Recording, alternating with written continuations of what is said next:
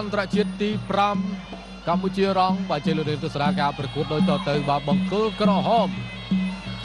បាទសូតខេវិនបង្គោលខៀវបាទរេសាខូដាដាឌីកីឡាករអ៊ីរ៉ង់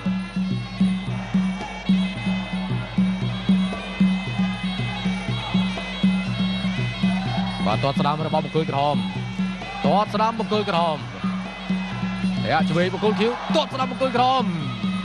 បាទលេងជើងសិនបាទដើមទឹកទី1ទាត់ស្ដាំថែមទៀតរបស់សូតខេវិន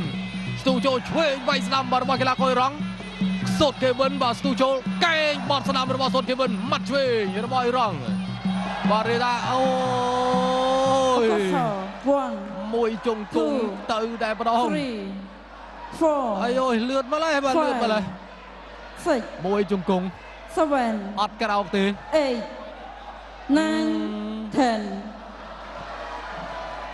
ហូបផុយតែម្ដងបាទ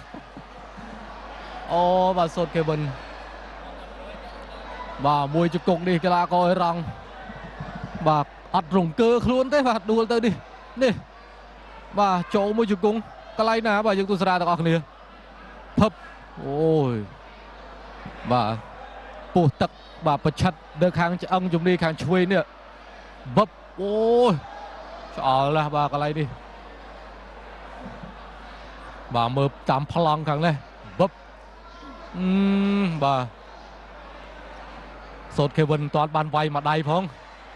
បាទគាត់ទាត់តែ2 3ជើងបាទហើយជង្គង់មួយគាត់បាទបដូរដៃគូប្រកួតរបស់ខ្លួនបានលឿនមែនបាទលោកមេតបសូតខេវិនខាងបាក់សីស្លាប់ដែកបាទទៅវឹកហាត់បន្ថែមទៀតបាទកីឡាករអ៊ីរ៉ង់បាទរេសាបាទធម្មតាកីឡាករបាទគាត់ហាត់បាទគាត់វាយខ្លាំងបាទសូតខេវិន